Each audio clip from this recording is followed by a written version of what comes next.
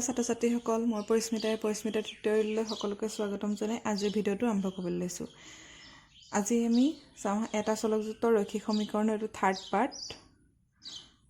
3 এইটো। ইয়াৰ আগৰ দুটা পাৰ্টত আমি কৰিছিলোঁ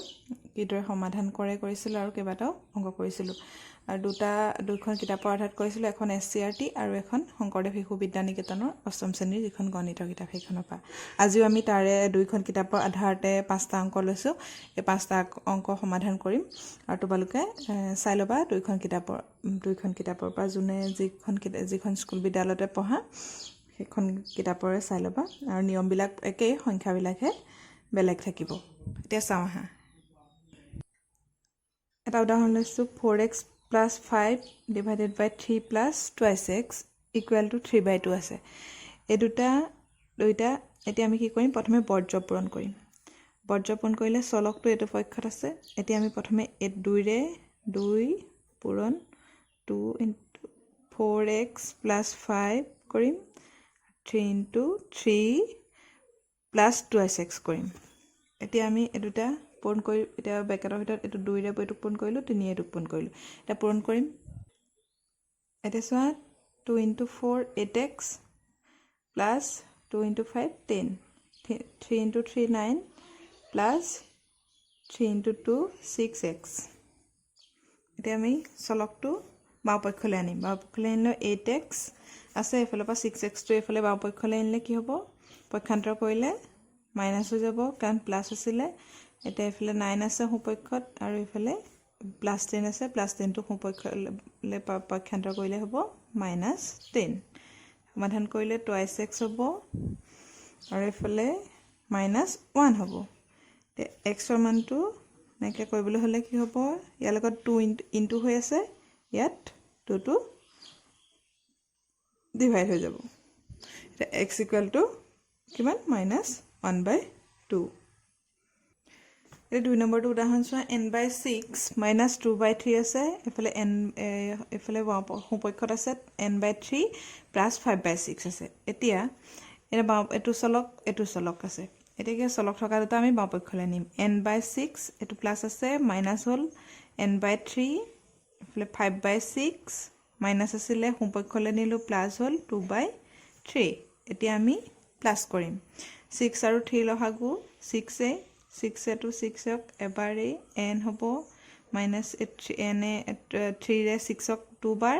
টুৱাইচ n হ'ব। 2 হ'ব 6 আৰু 3 6 হ'ব, এইফালে 5 হ'ব, 5 + 2 × 2 4 হ'ব। ডাইৰেক্ট পাতি দিছোঁ। এতিয়া চাওঁ কিমান হ'ব, n - টুৱাইচ n -n হ'ব,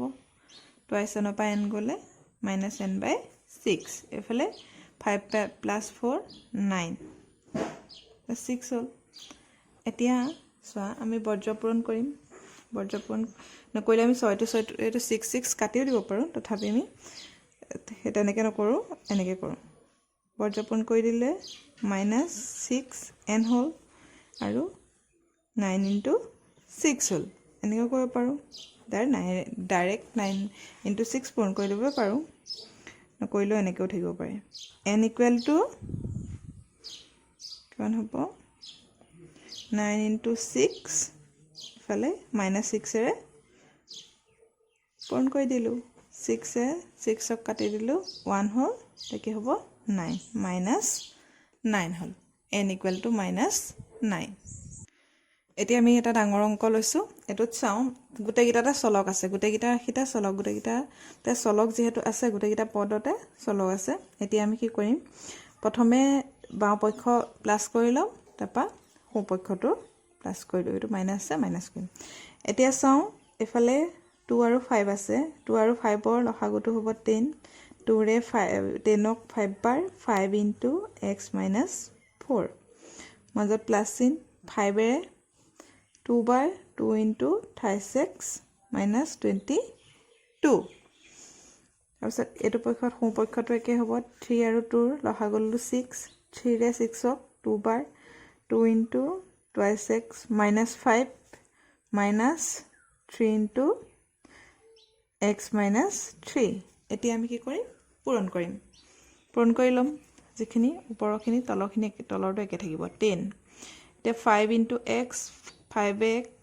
minus 5 into 4 20 plus 3 into 2 6x plus a minus 22 into 2 44 এফালে 6 হ'ব এফালে 2 into 2 4x এফালে 2 into minus 2 into 5 10 minus 3 into x 3x minus a plus 9 এটা সব 5x plus 6x 11x এটা দুইটাতে 20 minus 20 আছে minus 44 আছে তাৰমানে তোমাৰ ধৰি লৈছো এখন দোকানত 20 টকা ধাৰ আছে আনখনত 44 টকা ধাৰ আছে এটা দুইটা ধাৰ মুঠতে কিমান ধাৰ হ'ব তাৰ যোগ কৰিব লাগিব এটা কিমান হ'ব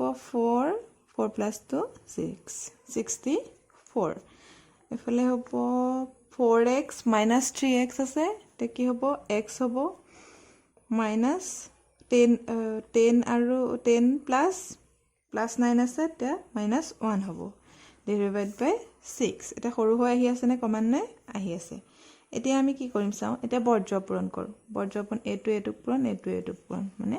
এই দৰে তে কি হ'ব 6 into 11x minus 64 10 into x minus 1 এটা ইনটু কৰিম 6 into 11 66x minus 6 into 64 এটা আছে 6 into 64 384 হল 10 into x 10x minus 10 এটা 66x 10x তো বামপক্ষলৈ আহিব প্লাস দিলে minus hall 10x equal to তাহলে minus 10 আছে এটো এফালে গলে plus 384 এটা 66 পৰা 10 গলে 56x ফালে 384 পৰা 10 গলে 374 এটা সব 56 আছে এফালে 56x এফালে 374 হল এতিয়া x সমানটো উলিয়াবলৈ হলে 56 এ 374 ক হৰণ কৰিব লাগিব এফালে পূৰণ হৈ আছে তে 56 এতিয়াটো যদি কাটো 2 এ কাটিলে 28 হ'ব 2 এ কাটিলে 1 এফালে 2 17 2 আনকন 16 2 187 তেৰটো না যায় 187 by 28 x সমানটো এটো 187 by 28 এতিয়া আমি আৰু এটা উদাহৰণ লৈছো এটোত আছে পইণ্টত আছে দেখিছানে পইণ্টত থকা কাৰণে কি হ'ব প্ৰথমে আমি ভগ্নাংশলে এটো লৈ যাও 0.25 আছে 0.25 ক যদি আমি ভগ্নাংশলে লৈ যাও 25 by 100 হ'ব into 5x minus 4 এটো ওপৰত আছে এতিয়া এটো কি হ'ব 5 এটো 5 by এটো 100 10x minus 5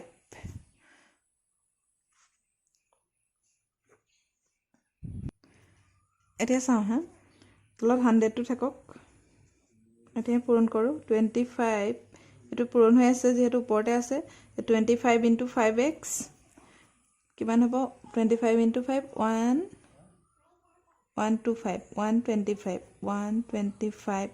x minus 100 25 into 4 equal to এটো তলত 100 থাকক কটাকটিয়ে যাব বাৰু এটো 100 থাপি আমি পাতিছো এটো 5 into 10 কিমান হ'ব 50x minus তো কিমান 5 এ 25 তো সব মিলিয়া আছে কটাকটিয়ে যাব থাপি কৰি এনেকৈ কৰিছো আমি এতিয়া চোৱা এতিয়া বৰ্জ্য পূৰণ কৰিম বৰ্জ্য পূৰণ কৰিলে এটো লগত এটো আমি বৰ্জ্য পূৰণ নকৰো এটো আমি কৰো আহা এটো 100 ৰে 100 ক কাটি দিও কাৰণ তলত আছে দুইটা হৰণ হৈ আছে এটো এনেও কটাকটি যাব এতিয়া কাটি দিলত 1 to এফালে ওপৰত থাকিলে 1 to 5x minus 100 to 50x minus 25 এতিয়া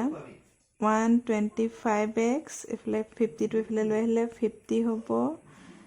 ইফালে -25 আছে আৰু ইফালে 100 টো লৈ গ'লে +100 হৈ যাব এতিয়া 125 ৰ পৰা 50 গ'লে তো 75x হ'ল আৰু ইফালে কিমান হ'ল 75 ওলাই গ'ল x = 75/75 = 1 x = 1 এতিয়া এটোত চাম হা এটো চলক এটোত আছে তিনটাতে আছে চলক এতিয়া আমি কি কৰিম অকল ধ্ৰুৱকৰ কি আছে ধ্ৰুৱকৰ সংখ্যা এটাহে আছে এতিয়া আমি এটো সোঁপক্ষলৈ নিম আৰু এইকিটা বাওঁপক্ষলৈ লৈ আহিম একেলগে একে ফালে লৈ আহিম এটা লৈ আহিলে চোৱা 3 * y - 4 হ'ল ওপৰলৈ লৈ আহিলে এটো ওপৰতে আছে 5 এটো y - 1 হ'ল এটো মাইনাস ছিল আগতে প্লাস ছিল এফালে আহিলে মাইনাস হ'ল এটো প্লাস ছিল এফালে আহিলে মাইনাস হ'ল টুৱাইস -9 টো ওপৰ লিখিলো আৰু -2 টো এফালে লৈ গলো সোঁপক্ষলৈ পক্ষান্তৰ কৰিলো মাইনাস হ'ল এতিয়া চাও হা এতিয়া পূৰণ কৰিলো আমি 3y - 12 এফালে 5 আৰু এফালে মাইনাস একেদৰে থাকিব y - 1 4 -2y -9/3 = -2 এতিয়া 5 4 আৰু 3 লসাগু লম এটা লসাগু কি হ'ব 5 4 আৰু 3 60 হ'ব কাৰণ 5 4 আৰু 3 পূৰণ কৰিব লাগিব কাৰণ এটাও সংখ্যা দুটা সংখ্যা মৌলিক আছে আৰু এটা যৌগিক আছে এটো সাধাৰণ উৎপাদক 1 এতিয়া চাও 60 যেতিয়া হ'ল 5 60 কেবাৰ 12 বাৰ 12 * 3y - 12 4 15 বাৰ y - 1 3 20 বাৰ -20 into twice y - 9 ফালে -2 হৈ থাকিব এতিয়া এটো পূৰণ কৰি লওঁ এটা পূৰণ কৰিলে চোৱা 3 * 12 36 12 * 12 144 minus 15 into y 15y minus 7 plus 15 minus 2 into 20 40y minus a plus all 9 oh 9 20 180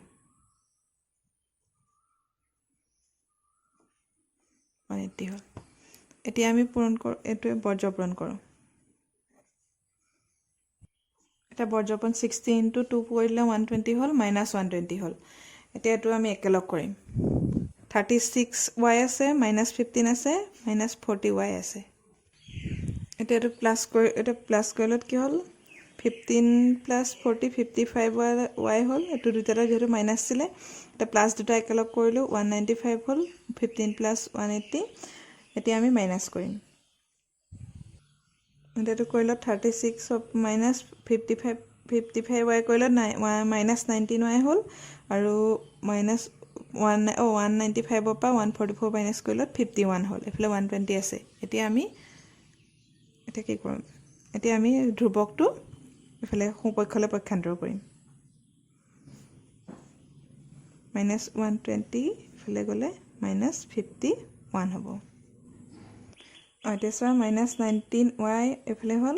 আৰু এফালে সোঁপক্ষত হ'ল -171 120 আৰু 151 প্লাস কৰিলত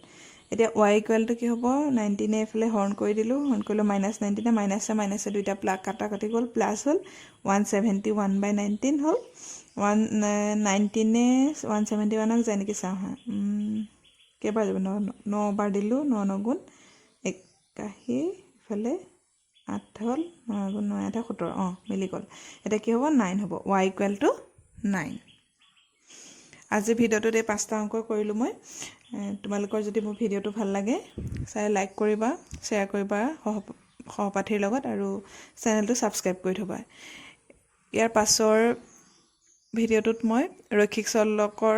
সমীকৰণৰ ব্যৱহাৰিক প্ৰয়োগখিনি কৰিম ইয়াৰ পাছৰটো পাৰ্টত তোমালোকৰ ইয়াৰ আগৰ পাৰ্ট দুটা যদি চোৱা নাই ভিডিও ডেসক্ৰিপচনত মই লিংকটো দি থম সকলোৱে চাবা ধন্যবাদ